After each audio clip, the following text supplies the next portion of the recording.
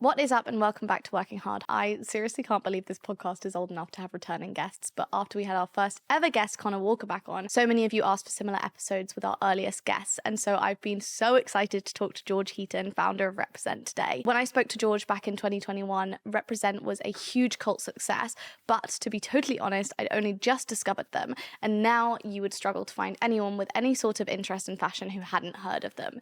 And in the last year alone, they opened flagship stores in Los Angeles and Manchester, grew their team to over 100, and are projecting turnovers of over 100 million. But what I'm most excited to talk to George about is his approach to his lifestyle and the discipline that rules his everyday, which is now entrenched in his business too. And before we get into my chat with George, it is time to subscribe to this channel so that we can help you improve your life. We get up to a lot of lovely stuff around here, from pep talks to improve all of our lives to advice-filled conversations with incredible people like George.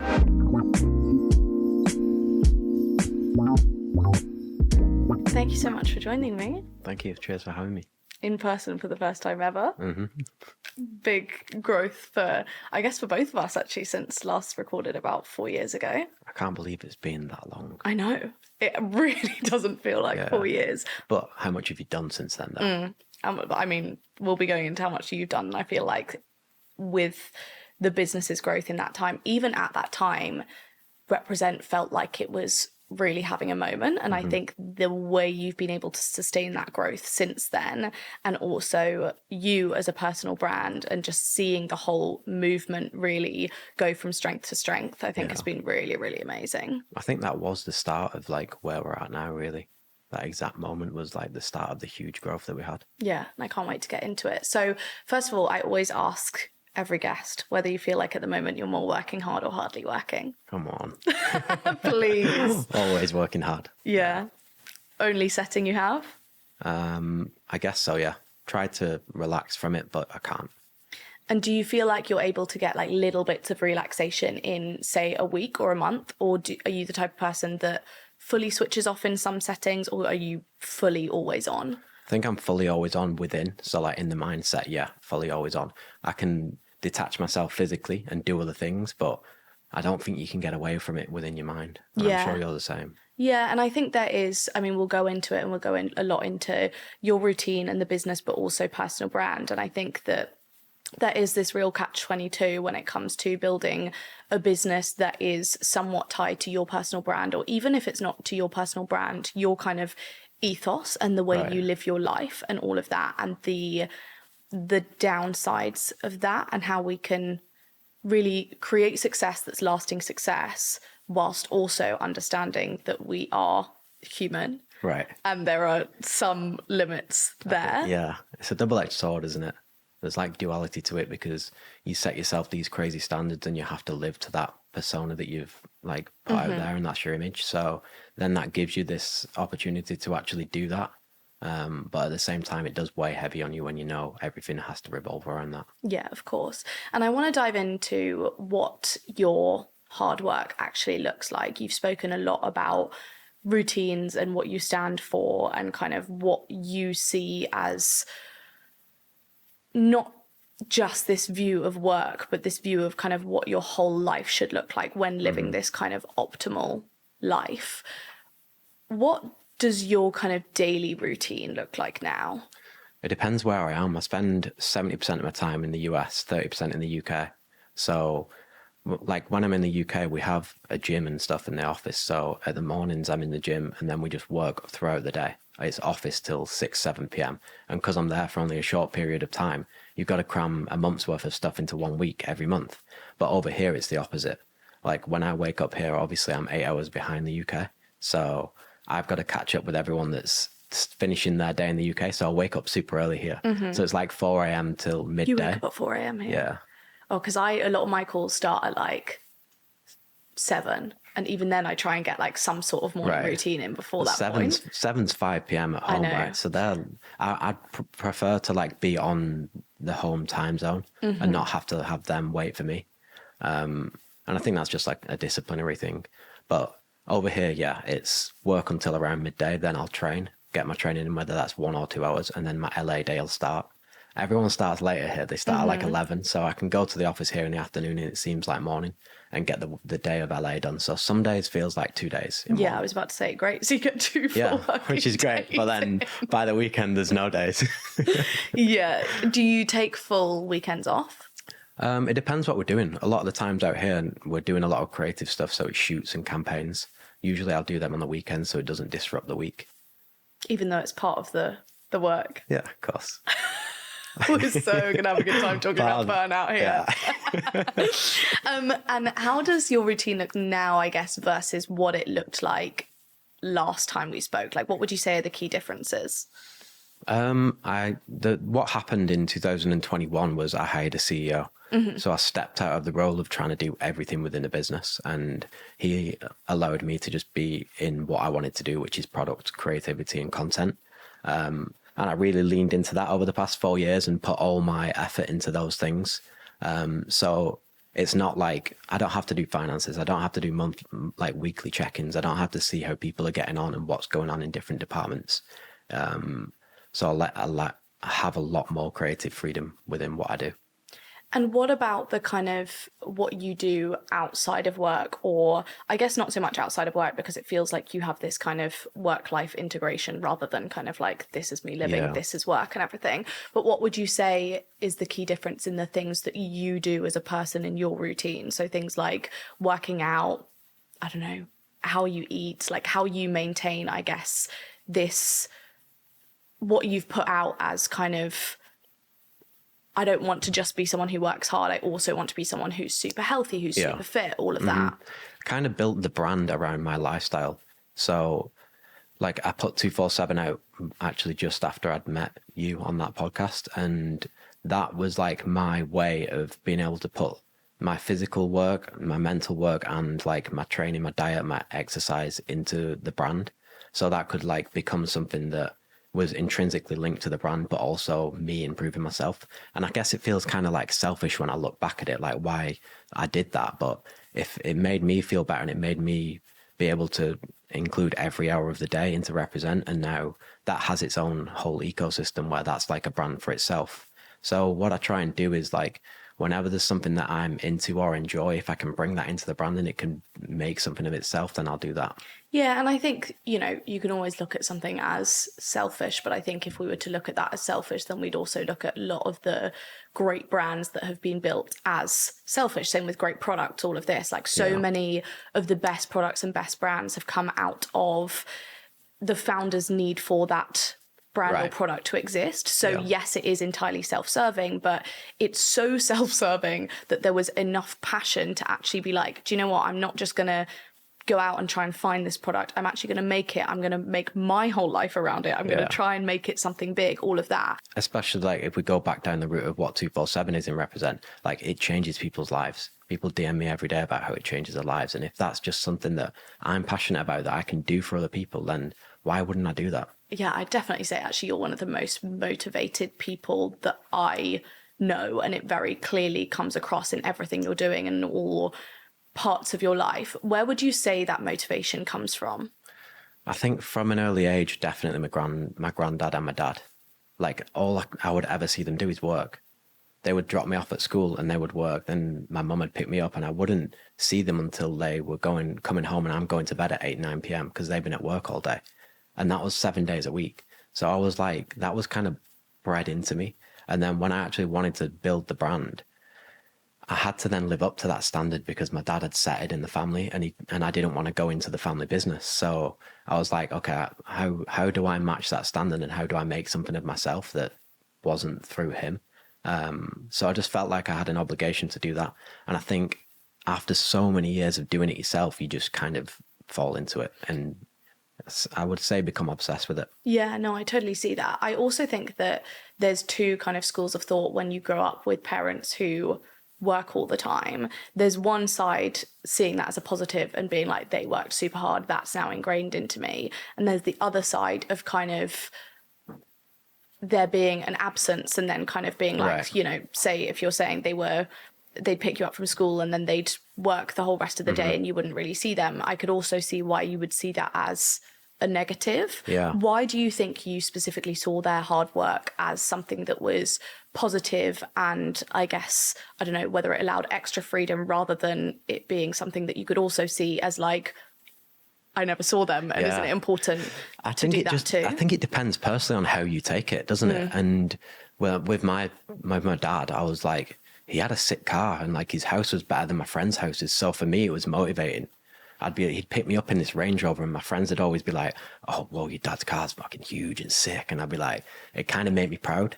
And then like, you know, your kids would come home for dinner after school. They'd like come through your gates and be like, whoa, your dad's house is amazing. Yeah, coming through gates for sure. Yeah. And I would sit there and think like, shit, yeah, that's why he works so much. But then there's levels to everything. And that's something you realize later on down in your life. And like my dad used to take us to this little place called Abersoch in Wales.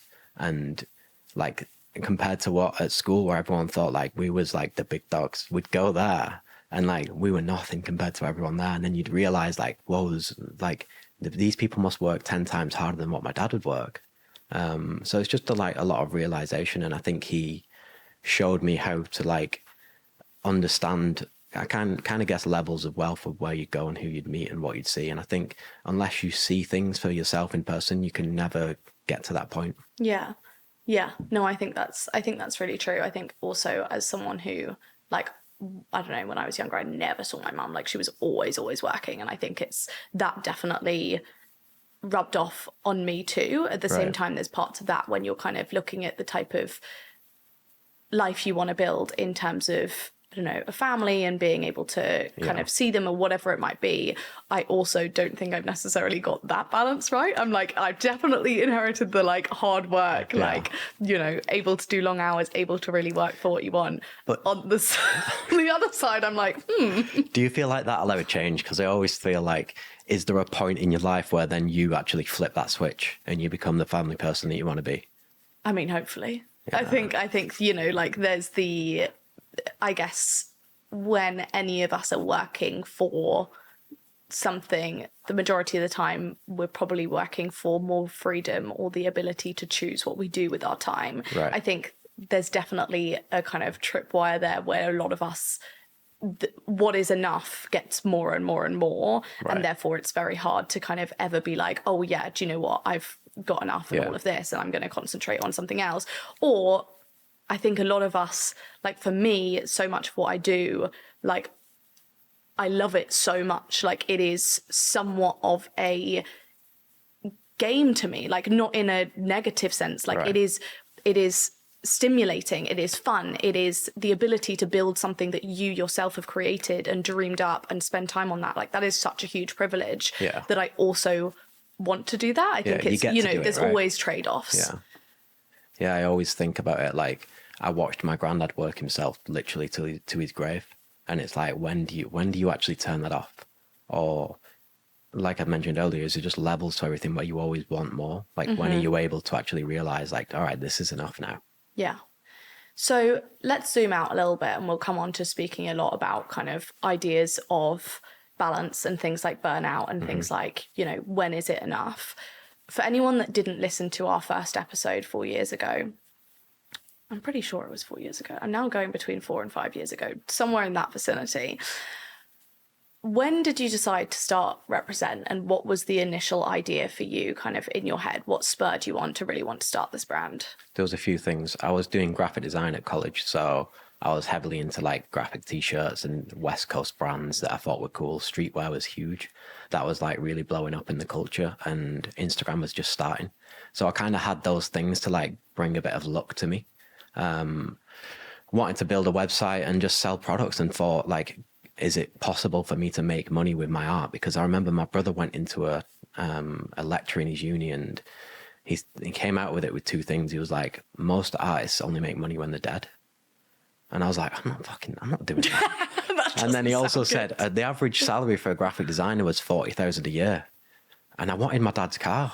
And I was like, that's not going to pay for that either. I was like, that's got 3 years till I get my dad's car, and that's if I buy nothing else and I don't live anywhere. Yeah. So I thought, right, I need to do something here where I can actually make money and enjoy doing it. And that was the beginning of it, really. And so how did that go from, an idea of this kind of lifestyle you wanted to build for yourself to actually a business that was selling physical products? Walk me through that process. Well, it started off as just I wanted to make a bit of money, right? And I knew a guy who owned a screen printing place, and I knew that Big Cartel had just started, which was like the Shopify of the 2000s. So I put a few t-shirts on the Big Cartel that I printed and sold it to friends, and then sold that to friends, and then everything was on PayPal back then. So my PayPal balance was just building up. And I was going to uni whilst this was happening, and I would take my orders to the post office before it, and then I'd come home and I'd design after it. And I even put everything I did at uni was based around the brand. So like we just spoke about, like my whole life is based around Represent now. I was doing that back then, and I didn't even realize like every degree, like subject that I would do, it would be like, how do you bring women's wear into Represent? How do I make this garment for this price? So intrinsically, I was just like building the brand whilst I was still working as a uni student. Mike came into the brand as well. And after those 3 years of university, I thought to myself, like, right, I'm probably going to need to get an accountant here and make a limited company, because I think I'd made over 70,000 in the bank or whatever. So I went to my dad's, who was it now? My dad's accountant, who was just like, he would write everything down on paper because it was so like backwards, and my dad's business was so small back then. And he was like, did all this accountancy stuff for me. And he was like, George, if you've not got like 100 grand in the bank, I would stop doing this. And I remember going home with Mike and was like checking PayPal and looking at the bank and being like, we should probably carry on then. That's when we realized, like, okay, this can be a business. And I employed a few of my friends, one of them which is still at the brand now, done very well for himself. And like we just did everything together. We lived every single minute of our lives together, printing t-shirts, like sewing labels in, taking them to the post office, and just looking for suppliers, trying to figure out what Instagram was at the time, how we could use the brand through Twitter and other things like that. And after like 6 or 7 years of doing that, the brand had grown significantly, where like I could have a full team and I could go and get myself a unit and start holding stock. Because before then it was just like scattered around my mum's house in the garden shed, and like it didn't feel real. So the moment where it actually felt real was when I moved into this like warehouse unit thing, and I was like, fuck, we'll never fill this thing. And sure enough, in a year it was full. So Crazy. I think that was like the beginning. And I think it's such a good testament to, like, there's so much we can see of other people's business journeys online now that we couldn't see, 15 years ago. I think it's easy to really look at other people's businesses and think you have to start with a big idea. Right. And I think it's fair to say that you didn't start with a big idea, you literally just started. And I think the importance of just starting with something that's like completely conceptualized, like very clear, Right. This is what we do. Like, you're going to learn so much about your customers the second you're actually selling products. And I reckon those first few years of like everything not necessarily being official and it just being like, well, we're making a t-shirt, someone's buying it, I'm taking it to the post office. I reckon that was so pivotal in actually truly understanding your customer in the longer term. Right. But you so easily could have put that off for 3 years and been like, no, I'm going to make sure that I'm very, very clear on exactly what we do and don't do, and only start when we can afford a warehouse or a unit or whatever. Yeah. Like I didn't even make a presentation deck till 7 years into the business. There was nothing. Couldn't be me. I love a little presentation. I'd make one for anything. But yeah, never even did that. Never realized like what most people started businesses like. Like for me, it was just go and do something and just do it and do it and do it until something works, and then do that more. Yeah. Well, I think that's a really good ethos, and I think it applies to a lot of things. I really do think, especially in the world of social media, you can overplan so much. Like, it is so easy to spend so much time doing things that isn't actually doing the thing. Right. And I think that this information overload you get on anything, like you can spend, 3 years like looking on YouTube about how to start investing money, and until you actually start, there is zero value in anything you're doing. And as much as it's important to educate ourselves, I really do think that like it's tough now, because yes, you have all of this availability, but actually it's overwhelming. Yeah, it creates this like kind of decision paralysis and action paralysis when you're kind of not just being like, do you know what, I'm just going to put this in here, work out how it works and go from there. And I guess if you looked at the business over the past 15 years and charted the kind of success of the business and different inflection points, what would you say the biggest points of change were, and what did they look like? I'm going to say the biggest point was like personal growth and like really leaning into myself and trying to actually like become a better person and putting that into the brand, and then realizing this can work as a thing that helps grow the business. And I remember back in 2020, like we were at a point where we'd done the same thing for 3 years, the same revenue, like not much profit. We were kind of stuck, and we thought everyone else in the business was like, oh, this is just how it is. You just get to this point and then you start another brand or something. And I thought there was no way like we can't grow this substantially from there. And I spent like that whole year luckily COVID happened and I was stuck in my house, and all I would do was read books, listen to podcasts, trying to understand like how businesses get from one point to another point. What makes like perennial sellers? How do we like replenish stock? Like what do we actually do to like get more of a market share, or go to a different category, or to go to a different geography? And that year was like the inflection point where the brand just took off. And that was like the hockey stick time. So we'd already been going like nearly 10 years then, and not really done much at all. I think we were stuck at like around £8-9 million in revenue, and then we went 20, then we went 50, then we went 80, then we went 100. So that was the point that like a lot changed, and I learned a lot about myself and learned a lot about like how you actually work a business. And what were the key things you changed in the business at that time? Like if someone was listening to this and they've been at a sticking point in their business for a few years, what were the things that you implemented then that you would recommend they implement? Well, it's obviously every business is different, even in fashion. But like for me, it was supply chain. So I was so obsessed with like making things in the UK, and it had to be this way. And like we would print a t-shirt, then it would get shipped to a supplier where it would get washed, and then it would get the label put in, then it get packaged, and it'd come back to us. And I was just realizing we realized how much money we were losing on all these little things that didn't matter to anyone. So we eventually moved all our production to Portugal, got a much quicker supply chain. We were able to do much more, better quality, everything like that at a lower price point. And we'd already built the brand on this retail price point where people wanted to buy it. They knew it was like luxury, and now we were able to give them more for their money and quicker and easier. And we just started putting products out like that, and it gave us more time to do other things. And then that really blew the business up. Yeah, I think that's really interesting. And like from my own experience within businesses, and especially like e-commerce businesses, I think it's so easy again to look at all of these 100 things that you could be doing, and actually like the core of your business at that point was selling t-shirts, right. I'm gonna guess.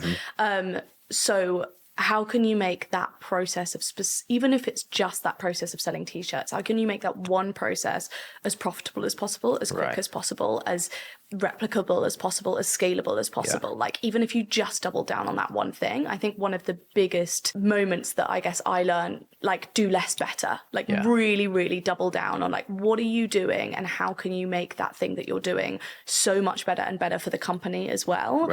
And I think again, it's one of those things where you could have been like, oh, we're going to try this huge new category, or we're going to try this huge new thing, and we're going to spend so much money on it, rather than just being like this one thing, the main crux of our business, the margin's not strong enough and it's not scalable enough. Focus on that first and just then move make on. It better, right? All you need to do is a few things to make something so much better. And we did that, but we did it multiple times. So at first it was product, then it was like warehousing, then it was shipping, then it was social media. And each one of these things just grew the brand significantly over and over. Yeah, that's really interesting. And I think obviously last time we spoke, I think we were at that 20 million year. So you'd kind of, you just, I assume, like over doubled in revenue from the previous year, but you weren't to know that you would have been pretty much doubling every year since then, which is incredibly, incredibly impressive. That was one thing you did, you know, really doubling down on your main business and working out how the margins could be better, how the supply chain could be better. What do you think you did and the business did in the next few years to maintain that massive growth every year and mean that you weren't just hitting another ceiling? First of all, it was hiring a CEO. That then gave myself and Mike this creative freedom That was a huge thing. Then he hired a full C-suite, which we never had, which then obviously delegated their teams into doing different things and flourishing the business in ways where we couldn't do it because we didn't have the capacity. And there was people in the business then that could do things that we couldn't do. We didn't know how to do. They were so much better than us at it, whether that is supply chain or it's logistics or it's finance, whatever. And then we went out to wholesale as well, and we were prepared now. Like, we had good suppliers, we had good terms, we were able to produce stuff on time in full. Went out to all the retailers, Selfridges, Harvey Nichols, Harrods, like every one of those, managed to deliver to them on time. Everything sold through, they doubled their orders. Then that happened over and over again. And now the business is at a scale where, like, there's so many things happening now that I feel like my CEO says is like, you feel like you're the captain of the ship, but you don't know how to fucking slow the ship down. And there's so many things going on that, like, if something breaks in the hull of the ship, you don't even know it's broken. Within that time, I can imagine there have been so many issues, as well as so many things that have gone right. How have you made sure that even though you're hiring really great people, I guess, and being clear on what your growth trajectory is, how have you made sure that each of those decisions is the right decision at any point? Like, that CEO was a great decision. It also could have been a terrible decision. Yeah. And you only would have known by actually doing that. How have you made sure that you've stayed close enough to that whilst also giving yourself the extra freedom to create? I think it's by having, like, brand values. I know it sounds corny and like you read Nike's brand values or Apple's brand values, but if you can put them in front of a person that you're going to hire who's a big role and they can bleed them values into their team, then everyone should be on the same wavelength and should know how to get from A to B. And if they don't, look, they got to go. People that'll get you to 100 million can't get you to 250 million in most cases. So then you've got to hire again and do the same thing and bleed them values into other people. But I feel like I did get lucky with the CEO. That was someone that I'd known for 5 years before it, and we'd always, like, talked about it if we'd ever grown to this size. And, like, I'm not a great people person. I'm not great at hiring at all. But he is, and he is, like, he's exactly what I'm not, and I'm exactly what he's not. His creative skills are absolutely terrible. But my skills on, like, geography and territory and hiring is not great either. So I think it's about finding the right people who are good at what you're not good at. Yeah, and really understanding your strengths as well, because I can imagine, and your weaknesses, because I can imagine if you didn't have the right self-awareness around that, then you're not going to be hiring around that too. Yeah. And, I'd go into finance meetings or management meetings, whatever it is, and they would suck me of my energy within an hour. The rest of the day, I couldn't do anything. So I was just wasting my time and wasting Mike's time by sitting in these meetings, and I was just not getting anything from it and not being able to work on, like, improving the business because we were just doing mindless stuff that we're not good at. Yeah, it's so funny because, like, this is, I mean, I'm definitely out of some of this stage, but I'm still in this stage in some aspects too. And I think that, like, for me, the real mental block has been the fact that anytime I'm avoiding things that I don't enjoy and that I'm not good at, I feel like I'm not being negligent, but I feel like I'm kind of, I still should be, like, you don't just get the good sides of a business. Right. So anytime I've been, like, moving more away from the logistics and the finance and the, things like territory expansion and the very, like, granular aspects of the business, I feel like you're doing something wrong. I'm doing something wrong. But I think, like, you have people in them places to do those things, so just have an overview of it. Yeah. Or just ask the person who's in charge of it at the end of the day, like, how did that go? What happened? Can I see which way you've gone with it? And they're always happy to tell you because they know you're interested then. You could just leave it and not think about it. And then I think it's so funny, though, because, like, building a business, you have so many things that go wrong. And I think early on in the business, I put so much trust in people that I shouldn't just because they looked the part and I didn't. Yeah. Like, I was the 21-year-old, like, running around in leggings being like, oh, we should do this. And, like, they were like, we've been in this business, like, we've been in this industry for however many years. And just, that was so to the detriment of the business that I think still now I struggle being like, do you know what? It's actually good for me to be concentrating on the things that only I am good at, even though I know in my head that's the right thing, because I so don't want to make the same mistakes again. And at the same time, then I'm just half the time I'm micromanaging and I'm also just, I'm zapping my own energy. What were the mistakes that you made? You mean you hired people with great resumes that didn't actually contribute to the business? And just weren't right for the business and didn't hold the same moral and kind of, as you say, brand values that I really had for the business. I think, like, you know, when you've built a business based on very specific values, it's natural that as a business grows, those values kind of flex with time, or kind of you just understand them better and you understand the nuances of them better. And I think I was almost convinced at that stage that sometimes you just lose values as you grow, and that absolutely was not true. So it literally took me 2 years and so much money to reinstill those values in the business purely. And I was like, oh my God, why did I even do that? But it was because I thought I was doing the right thing for the business. I think we're different in that way that, like, me and Mike worked 10 years before we hired like anyone big into the brand. So we kind of done everything, and we knew what was good and what was bad in every aspect of the business to a certain degree, to like this level here. So when we were hiring people, we knew what they could do and what they couldn't do. But you're always going to have the wrong choices in life. Like, you just got to move on from it quick. Yeah, I think it also really shows how much self-doubt can actually not just get in your way in terms of like not taking opportunities and all of that, but it can get in your way by you not backing yourself and actually backing other people. Why do you not have that same doubt about them? Because you've proven to yourself more times that you can do the hard thing than they've proven that to you. And actually really understanding your sense of self and understanding your strengths and your weaknesses, and like just knowing yourself can really help to actually, you know, it's not just nicer for yourself mentally, but it actually really helps you to be able to build a good business because you back yourself and you understand what you can do. Yeah. And you build that confidence over how many years you've done it, and you've proven successful over and over again. Right. So you should know, really.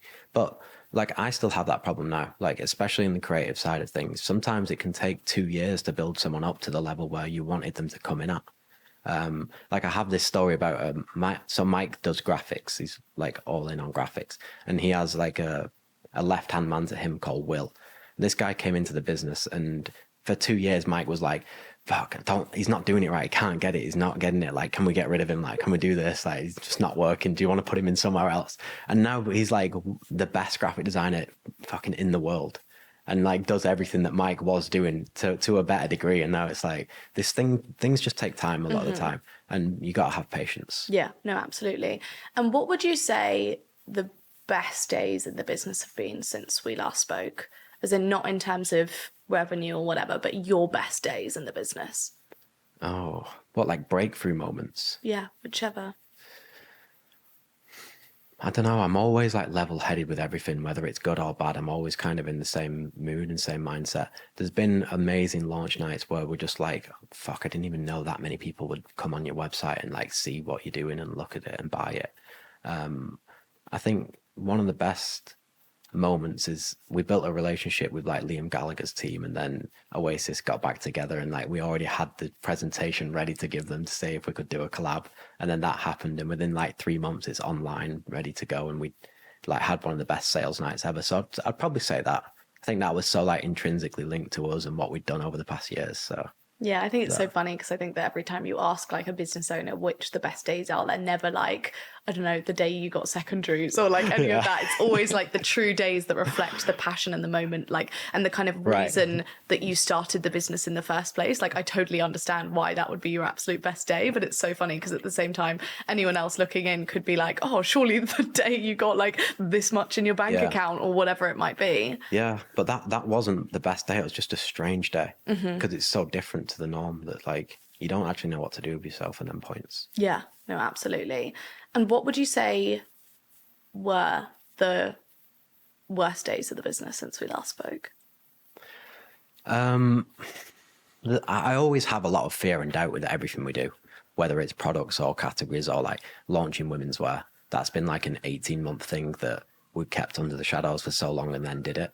And that's going to take so many years for it to grow to be something substantial like the menswear. But worst days, man, I don't know. It's so hard because I'm actually pretty pessimistic. I'm not an optimistic guy. I'm pretty pessimistic, and like, I'm a realist, right? I kind of understand how things are going to go before they happen. And my CEO is the absolute opposite. He's so optimistic about everything. And like, even if we've had a bad week of sales, he's like so happy about it. And he says, we'll have to do this and enjoy that. And look at this, it's doing well. So I don't know. I try to just stay on the same wavelength, whether things are good or bad. I try not to change my mood too much and not have many highs and lows. Yeah, I think that's a really good point. I think we've spoken a lot on this podcast before about the Ben Horowitz quote that in a business, you're either in a state of euphoria or terror all the time. And I do think, first of all, I think that's true. And that was definitely like my experience of... But you got to keep that within. Yeah, exactly. Like that was definitely my experience at the beginning. But like learning how to be up within the down and just be able to, and also not allowing those huge moments to kind of give you too much of a high sounds mean. Like, of course you want to be happy and you want to celebrate it. But even on, I would say, the best like sales days we've ever had or whatever, we've probably had some real logistical challenges. We've had some real, might be bad news or bad reviews or like whatever it might be, that like you're so up and down. If you actually were to ride all of those waves, you'd be like, it would be like you're on drugs all the time. It would be so intense on your nervous system. You have to like, I feel like the first few years I really let that, I was like up and down and up and down. It actually makes you ill. It truly, truly does. I think that like our nervous systems are not equipped to deal with it. What is it, like those memes that are like, unfortunately my body doesn't know the difference between me being like chased by a bear and an email. And it is literally that within a business. It's kind of because a lot of the news you get is like, by the way, this is going to cost us 300 grand, right? And you're like, oh, okay, like that's a fucking load of money. Sometimes, could easily sink a business, like all of these different things. It is so up and down. This ability to develop this level-headedness, I feel like, is pretty essential. I think it's a muscle, isn't it? And you grow the muscle and you've got to maintain that muscle, and you can't step away from it. But it's such a funny thing. Like you, like all the guys I talk to and girls that I talk to that are in this position, we all feel the same. Everyone has that same like fear, and also like commitment to that fear and worry, and like it keeps you up at night, but it's also good because it makes you know you're going in the right path, I guess. And you've said that in everything you do and new categories and everything the business does, you have a lot of fear and doubt, and you've said you're naturally a pessimistic person. At the same time, the business has done so incredibly well and there have been huge wins as part of that. Could you tell me a little bit about how that kind of fear and doubt manifests? Is it in the lead up to a launch? Is it generally around what you're doing? Is it kind of a constant to be able to keep your mindset in like a level place? Yeah, I think so. I think it's like, I've seen brands come and go so many times throughout the 15 years that we've been doing it. And I've seen brands blow up and then disappear. And I've seen brands get to great levels where they then go into too many categories and lose what they were good at. And then just the whole brand image just changes, and then the customer disappears, and then they're back to zero. So I always have that fear whenever we're doing new things, whether the customer will perceive it well, whether the team will perceive it well, like whether it's the right direction to go. Like when you're at the helm of it, like them decisions they weigh on you, right? So yeah, I always have that fear, and it's not something I shy away from. And I'll always tell the team, like, I'm worried that this will happen or this will happen, and which way do we go from here? So it's just, it's always in the back of your mind. And do you find that you're fine carrying the mental load of that, based on the fact that, yes, of course it's your business, but carrying that every single day is a lot, especially when you're constantly proving to yourself that, you're doing really well. Yeah. I completely agree. I personally always have like a little bit of existential dread, just like as a halo around me. You always do, yeah. Yeah. And I think it's good. Like, I agree, so many businesses fail, so it's important to like have that in the back of your head. At the same time, it's a lot for you to always be carrying that, even on the good days. I think with myself, it's double-edged sword. I think it's half fear and half confidence. Because I do have a lot of confidence in the business and I know where I'm going with it. I know what I want to do. But there's just always that lagging fear. And I think with us, especially like very like social media driven, you know what a product's going to do when you put it out there and you see the reaction from customers and you read your DMs or whatever it is. And like, if that thing isn't there, then you realize like, okay, this is probably not going to work so well. And then that's when it starts to creep in. Mm-hmm. Have you ever had it like in the lead up to a launch, like incredibly overwhelmingly? Like, is there any moment that you can remember having that kind of doubt, almost a form of dread in the lead up to something Represent were doing? Not really, because I'm very like product focused. Like, I keep my hand in the product at all times. So it's like kind of led by me. So I kind of know what I want to do. And when I have given off times where like I've not touched something, and usually they do fail. And I know it sounds bad, but like, I need to keep trying that, because there's going to be a point where I'm not the brand and the brand isn't me. And like, although maybe majority to this day, like the customers want to dress like me and want to wear what I'm wearing and want to do what I'm making, see what I'm making and buy what I'm making. But the brand has got to grow beyond that. And I think like we've proved ourselves with that in some areas, and we've proved ourselves wrong in some areas with that. So it's just about finding that balance of whether it's right or wrong. And that, I think that's the struggle. Like, we have this collection called Owners Club, which is like logo on the front, large logo on the back, really good quality jersey. But the people that buy that aren't the people that follow the brand story like through and through and understand who we are. Like, I can see 20 people wearing that hoodie in the street and none of them know who I am. But then I'll see someone wearing anything else and they're always like, oh, can I get a picture? I love the brand, love the story. Like, so we kind of built different customers in different areas. And so how do you know which of those things is right for the brand? Because I can understand. We just got to keep testing. I think we just got to keep testing over and over. Yeah, that's fair enough. And you've obviously said which are some of your best hires, in that your, you know, CEO and C-suite in general was a huge turning point for the business. Yeah. What hiring mistakes have you made? Hiring mistakes. I think in product, because that's where I'm majority. I think hiring people that have their own vision of product that isn't aligned with the brand is a mistake. And when someone has not, maybe it's an ego, maybe it's just like, it's what they want to wear, but it's not exactly what our customer sees the brand as and not what they've grown up with, that can always be a problem. So yeah, definitely in product, I've made some hiring mistakes. Yeah, and I think that's one of those areas where, like, as a founder, you're constantly trying to work out what you're in too much and what you're in not in enough, right. And trying to work out how many things you can delegate whilst also not losing the soul of the business. And I think it's really easy from the outside to, you know, I get DMs all the time, for example, when I'm like, this is my schedule at the moment, don't actually know how to change it, would love it not to look like this, but this is what it's like. And people are like, just delegate. And it's like, cool. So let me talk to you about where that goes wrong. Like, yes, delegating is incredibly important and I absolutely need to do it more. At the same time, you can't just delegate everything. Is product one of those things that you've realized that you will never properly, fully be able to delegate? I would hope to do it, but I don't at the moment. No, at the moment, like, the vision has to come from myself and I have to kind of like tweak everything along the way, which always causes problems in the team because people want to own stuff and they want to design stuff themselves and they want to have their own say in things.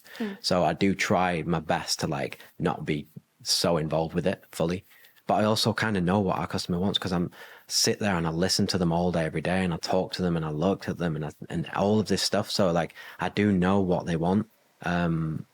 So I'd love to be able to find a group of people just like me that can do the same thing as me and like understands our market on a product level, like designer level. Yeah, let me know if you ever find them. Yeah. It would be in the market too. Yeah. But it is interesting too, because I often think about like, what could, at the same time, we need to be delegating. So what could someone in the team be doing more to get to reflect that better? Right. And then at the same time, I'm like, I live and breathe this every single second of every single day. Like, I could be, I don't know, the sickest I have ever been, and I will literally still be consuming different areas of the industry and everything I'm consuming through a lens of the business because it's so ingrained. So it's like, at the same time, I don't think the majority of the time that it is a team downfall, like that it's something that, of course, they should really understand the brand, they should really understand what we stand for and all of this, but at the same time, this gut feeling I have of whether something is Tala or not, that's going to take them the equivalent 6 years to build, Right. and every single second of every day looking at every single part of social media in the exact eyes of the brand. And that's just exactly what a founder does. That's the hardest part. And I don't think you'll ever get out of that until the brand becomes way bigger than you. And I look forward to that day where like I don't have to do anything and the brand just like does what it should do, like a well-oiled machine. Yeah. But that day is not yet. But I don't know. I really don't know. You see it when like creative directors step down and brands just tank it, or the founder disappears and then the brand disappears. And I think that's one thing in this fashion industry that like people can't get around. And I try and like look at case studies, like who's actually been able to build a brand and then step away from it and the brand still go. Yeah. Do you know? Emily anyone? Weiss, Glossier. Oh, I've seen their store on Melrose actually. I think that's one example. But you know, that's consumer product like lipstick and Yeah. so You're right. You're totally right. The you know fashions. how much of like a persona is in lipstick. I wonder how involved someone like Anine Bing is, for example. Like, I think she, Right. you know, you can so tell, like, if you follow her personal brand, you can so tell where that's been integrated into the business. But that business is so much bigger than it once was. Yeah. I reckon they've been able to do that well. Right. But I completely agree. I mean, fashion is literally the hardest business to be in, just in terms of like logistics and multiples and margins and, you know, all of Yeah. that. Maybe we'll go out and try and find them. And I want to come on to talking about really like transforming your life and discipline. Obviously, this is something that has been a thread through everything you've done, but has really become part of the business and become part of the business's ethos. You said in an interview recently that doing hard things makes you happy.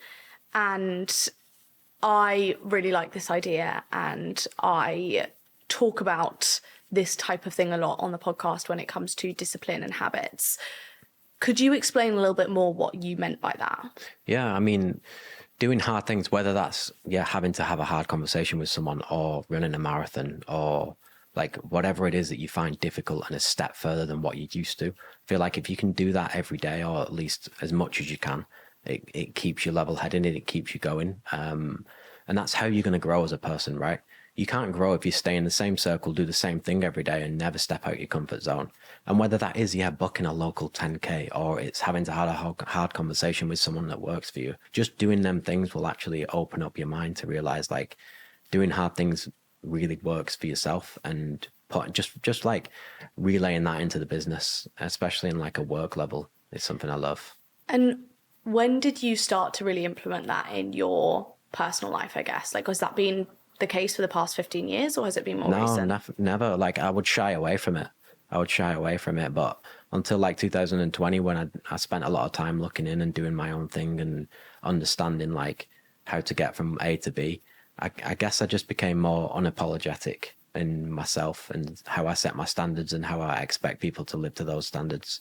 And me living that myself always has like a trickle down effect, especially within a business. Like if I hired a CEO and then 3 days of the week I was playing golf, like he would be the same. He wouldn't live and breathe it. But because I live and breathe it and like I'm so bought into it and Mike's so bought into it, like the whole team is like that. And it just creates this like essence of everyone working hard together. Yeah. No, I think that's really powerful.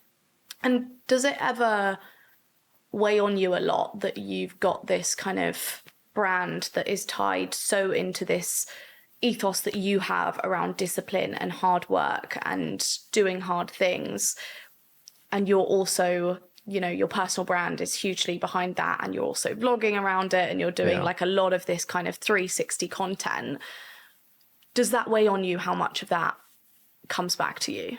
Yeah, it does. But also at the same time, like I get to do it. Yeah. And like anyone else would kill to be in this position. And I've been able to build myself into this position and like build up the confidence to be able to do it over all these years that like I can do it. So why should I complain about doing it when like this is such a big privilege? And I think it keeps me in check.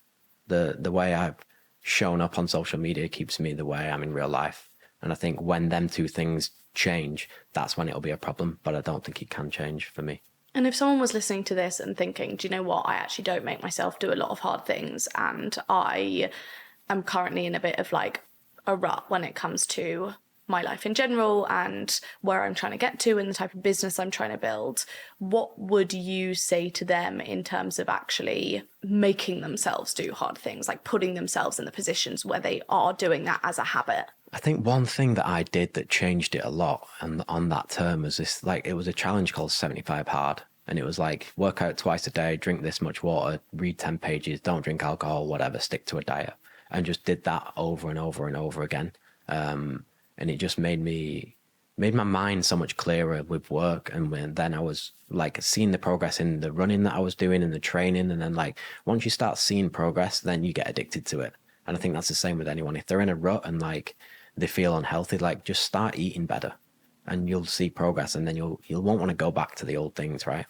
So I think it's just creating habits and making them last. Yeah, I spend a lot of time thinking about how obviously nowadays we're all aiming for convenience in a lot of things. Like, you know, it's really easy to get your food delivered or even your groceries delivered or like whatever it might be. That's the literal one example I can think of at the moment. But everything is kind of convenience based. Right. We all want to do more things that require less energy in this expectation that we're able to spend more time doing things we love, which I don't think always happens. I think sometimes we increase the amount of convenience we have and increase the amount of ease we have around everything we need to do without then adding on, I don't know, a hobby or doing something hard or like something that gives you that kind of dopamine hit. And I do often think about the fact that we're kind of cheating ourselves of that dopamine hit that we get from saying you're going to do something and actually doing it. Yeah. Just that simple thing every day. If you can cheat that by doing some sort of shortcut instead, don't get me wrong, some of these convenient options are so helpful for when you're living like a very full life. Yeah. But at the same time, if you are waking up, just going to the kitchen, working from home all day, not leaving the house much, like not making yourself do any hard things, it is, to me, it would be very hard to do that and also feel good about yourself. Yeah. Yeah. And I don't know if that's just me, and I don't mean anyone with dependents who finds it a lot easier to work from home so that they can spend time with their kids or like whatever it might be. I think we almost use that as a defense a bit too much, and then we're kind of wondering why we're not happy when we're literally doing 3 steps a day, sitting in the same place, getting things done, but kind of feeling like a machine, and then watching some TV and going to sleep. Yeah.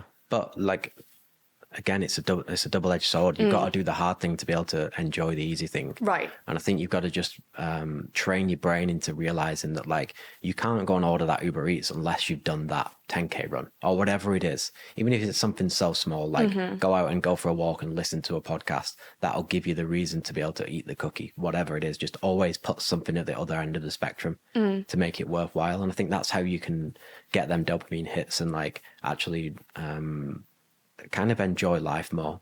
I feel like it gets very stale when you're just doing the same thing every single day and not like progressing towards anything. Right. It's like that. There's like a graphic that's like, do easy things, have a hard life, do hard things, have an easy life. And short-term pain, long-term gain, short-term gain, short-term pain, I don't know, something Once like that. Once we perfect this, we can sell t-shirts with these on for sure. Let's talk about burnout, because the way you've talked about your schedule, it's obviously there are parts of it that are very intense, and, you know, you're waking up at 4 a.m. and you're doing UK hours and LA hours, which I'm also doing at the moment, and understand, you know, where the downfalls are of that. Have you ever experienced proper burnout? I don't think so. I really don't think so, because I've read about it and I've heard about it a lot, and I've never felt that like low from something. And I think that's because it's rewarding. What I do is rewarding, whether it is the training aspect of it or the work aspect of it. As long as I'm putting that effort in, then something's going to come out of it, whether it's in 3 weeks or 3 years or 30 years. Like I don't ever feel like I've felt like it, so I can't really talk on it that much. Do you ever feel it, I guess, to a smaller extent when say it's been like a few really tough weeks in a row and really full on hours or whatever it might be. Yeah, definitely. And I just have conversations with people, and that really relieves it from me. I think just like letting steam off with whether it's your partner or your brother or anyone, even if it's like, I keep mentioning my CEO, like I will just rant to him on like a Sunday night, and he'll just tell me like how it should be and what I should be doing. And then I'm just feel relieved off it. Yeah. Yeah. I've never really had anything deeper than that. Yeah. Which is obviously great, I think, but in terms of like being able to truly build a routine where you can have intensity without having the downfalls of intensity around truly burning out or completely zapping your creativity. I guess instead of then like true mental burnout, given you're doing a lot of creativity based things, I can imagine when you're having like a super busy travel schedule and also, I don't know, back-to-back meetings or whatever it might be, what do you do to increase creativity when you're feeling a little bit stunted based on how busy your life's been? I just use my notes pad on my phone, and I'll just write down everything that I'm always thinking about.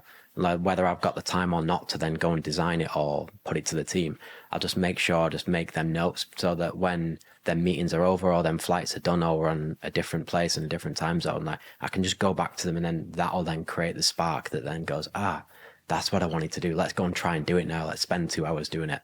But I never like block time out for things. That's not some, and I read and listen to a lot of people that do that, where it's like, okay, every hour's, I'm you're speaking to once. But like 4 hours of just, we're just going to design. I can't do that. Right. I'm just not that type of person. Yeah. But that's what I think is so important, because like understanding the type of person you are and the type of position that gets you to do your best work is one of the most important things we can do. Because if someone listens to my method, for example, and they're like, absolutely not, that would ruin my day, or like whatever it might be, but then that's like the important thing is that you know that. And I think a lot of, especially again, it's like with this huge influx of information from all different sides, it's like you can spend so much time consuming all of this and thinking you need to work like this or thinking you need to work like that. And actually, as long as you find a way that works for you and maintains what you need to maintain without completely rinsing yourself, then like truly that's what matters. And I think just create deadlines for yourself, even if they don't need to matter too much. I think as long as there's a deadline there, then you're going to work towards something to get it done. Rather than just letting it go or just doing it half-assed. I think if you put like, okay, this needs to be done by Tuesday, then at least instead of having to time block 3 hours every day until then, like eventually it'll just come together before Tuesday and you have to get it done by then. Yeah. And obviously back in September, was it? You sold a minority shareholding of the company. Yeah. Has your life changed at all since that point? Because I can imagine you were paid a pretty good amount of money that came over to you. And I can see a lot of people looking at that and being like, okay, great. He's gone clear. He can do whatever he wants. Tell me about your life before then versus now. I think something that I've always done all my life is like go against what people expect me to do. So like you would read that and think, oh, he's just going to probably just leave the brand now and go and fucking enjoy his life. And like you can pretty much have whatever you want to an extent. But then for me, that'd be like, okay, now so I'll do the opposite of that. And it's been, look, it's great. Having enough money to be able to buy your family houses and like retire your parents and stuff, fantastic. But at the end of the day, I've been doing the same thing for 15 years and I won't stop doing it until it gets to a point where, like we talked about earlier, the brand is way bigger than me. I want that to happen. I want it to be like a legacy. So for me personally, it's not changed anything. And do you think you will know when it's been like enough, like as we've spoken about, when is enough? Yeah, I don't know if you can put like a number on it or a size or whatever that is. I don't think so. I think it's just when you feel like, all right, I've done it now. Yeah, and maybe that is what like when people constantly ask, they're kind of like, surely that's enough now. I guess when the motivation isn't financial, obviously it's a benefit, but when the motivation isn't financial, the end goal isn't going to be financial. So you suddenly having X money doesn't change the fact that you enjoy building this brand every day. And I'd assume, and kind of what you said from the best days within the business, those best days have been around legacy and brand and building rather than financial gain. Absolutely. Like, you know, at the start I started it because I wanted to make money and I wanted to prove my dad wrong. But like after a few years, it becomes way more than that. And like, no matter how much money you're going to get paid, like, I love doing what I do. So it doesn't really motivate me to that. Like getting customers that say, fuck, 247's changed my life, or I've lost 20 kilos because of your clothes. That's what's like exciting to me. Yeah. And do you think you have work-life balance? No. Do you want work-life balance? No. Full stop. I remember I went on Steven's podcast and his first question was like, do you believe in work-life balance? I said, nah, it's bullshit. And everyone hated it. But no, I don't believe in it because I've literally made my life around my work. And obviously that will take its toll on like partners and stuff like that, like girlfriends, whatever. But like everything I do is intrinsically linked to the brand. So there's not really a balance there for me. Yeah. And I think that we can hate for others what we wouldn't want for ourselves. But I do think having exposure to like why you say that, your reasoning behind it, the type of life you're living, all it needs to be okay for is you. Right. Like as long, of course, like the people around you and family, and as you've said, like relationships, like these are the things it really affects. But being truly able to be like, this is what I have chosen and this is what it looks like, and understand both sides of that and what you would choose for yourself, I feel like is what really matters. I think where it becomes problematic is when you're saying, you know, if you were saying to people, no one should have work-life balance because otherwise you know, like, you know, whatever. I do believe that when you're starting out, you shouldn't really have a balance. I think that like you've got to be obsessed. You've got to be all in on it for a period of time until you can let things go. But like for me, I've built an ecosystem, which I didn't realize I was building over the past however many years, where like my best friends work in the brand. So like when we're doing stuff for the brand. Like my best friend's filming me right now. My other best friend lives with me and we're fucking having a good time whilst we're doing campaigns and building the brand. So like I get my enjoyment out of everything that is also involved with that. Yeah.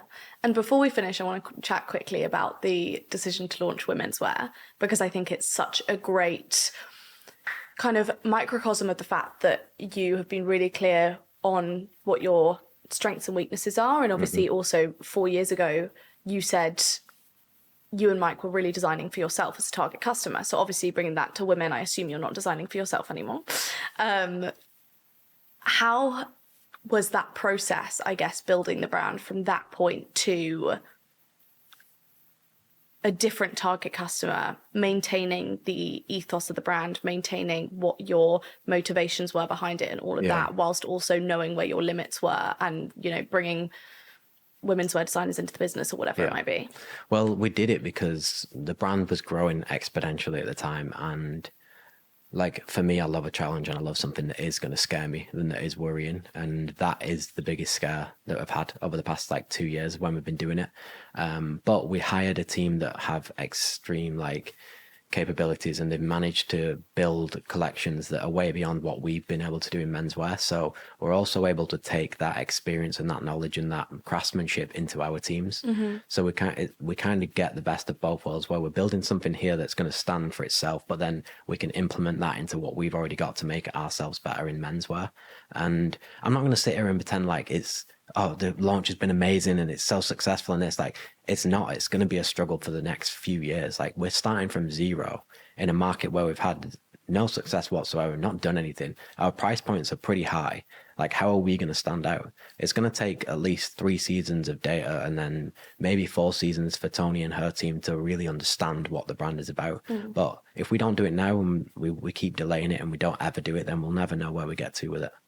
No, I think that's really powerful. And I also think it's such a testament to the fact that like you're very clearly both yourself and a brand. You're not just chasing quick wins. Right. And I think anyone could see the point that you've got to and go, why would you not just keep chasing quick wins? Because I assume there's a lot of, I don't know, I'd assume if you did your owner's tee, for example, in every single colour under the sun, I'm pretty sure there'd be some great cash there and like whatever. But like really working out what builds this brand for the next 10 years rather than what gets us the next 1 million, 10 million, whatever. And it's not even the next 10 years, it's the next 100 years. Like we've got to realize that this has to surpass us and what we're good at. So we've got to try and test things. And look, we can sit here inside the business and get all worried and think like, what are people going to perceive this like? But at the end of the day, no one cares as much as you do. So if you make a mistake or you go down the wrong path, you can easily just correct it. So I like to test a lot of different things. Yeah, no, that makes complete sense. And you can really tell that there's that synergy between the way that you work and also how you approach your personal life. Yeah. I saw, the other day, did you do a big high rocks competition? Yeah. Yeah, that feels like a big commitment to be doing outside of working 24/7. Yeah. But like, it's this constant pushing. It's this constant like, how can I challenge myself? How can I get to the next level? And that to me is when it feels like a game. And I don't say that in a negative way. I say that in a like, when we have a life to live and we are trying to keep ourselves like stimulated and excited and genuinely enjoy, like feel alive, understanding what makes you feel alive and pursuing that, I feel, and not feeling ashamed of that just because that might not be what works for other people, I feel like has been so important for me.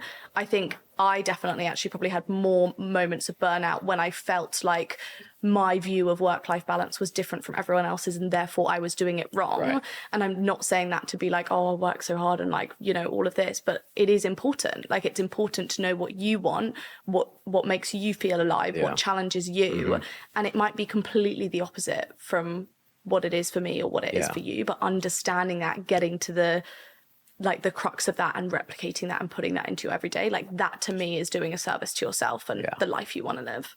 Absolutely. I think like for competition, like high rocks and marathons and stuff, for me, that's where I feel like I'm most alive, but also like throwing myself in at something that I'm just not ready for, not good at, but I love doing that. And I love the other side of it when you come out of it and you realize like, oh shit, we just won that, or we've done amazing here, or I got to where my body didn't think it could get to. And also it pays tribute to the brand. Like 247 is built on that. If I'm able to show up and do that myself, then the athletes that are our ambassadors will also think highly of me and will also want to be part of the brand. They wouldn't want to be part of the fitness brand if I was a guy that just sat behind a computer all day. Like I've got to live the brand, right? Yeah, God, I'm glad I'm getting my steps in today. Yes. And what would you say is the best piece of advice that you've ever received? Best piece of advice I've ever received. I've got a lot of advice over the time. I think the way you do anything is the way you do everything is one of my favorite quotes. And again, apply that to anything, whether that is that high rocks or it's the design we're putting out there or it's the content that we show up with. Yeah. Everything you've got to do is to the standard that you portray, I guess. Yeah, I love that. Well, thank you so much for joining me. You've been incredible. Wait. What's your favorite piece of advice? Okay, let me think. I really like do less better. That's good for me because my default setting is to try and do everything. Yeah. But my default setting is also trying to do everything to a very high standard. And I think that's like my biggest flaw. And I know that sounds like the biggest like interview answer when you're like, oh, perfectionism is my biggest flaw. But genuinely, like that's what I run myself into the ground doing that. Too much. And so I really need focus and I really need to be able to double down rather than constantly getting the benefit of the dopamine hit of new over and over and over. And that's something that I've like tried to instill in myself because I've benefited from doing lots to a high standard, but there are definite limits to that. Right. So I think that's definitely a very important one. I think that's hard in fashion though, because things can dial up and down and trends can change. Yeah. Like we used to sell 200 pairs of jeans online every single day without any marketing when back in the day when it was like 2015. And then one day it just stops. Right. So then you've got to have your other lanes ready. I know. And so I think I do it as a defense mechanism. Like I do it as how can I be most prepared for the future within the business, within my life, within all of this? Like if I do as much as possible, then I allow myself the ability to decrease exposure to risk, basically. But there is some point that stops and you can't be doing everything. Don't give me more ideas. But yeah, I don't know, there's a good line you can walk. Yeah, it's true. And it's definitely, I should also appreciate where that has got me out of shit, whilst being like, also need to not do that all the time. Yeah. I like that. Thank you. You've been great. Thank you. Thanks for having me again.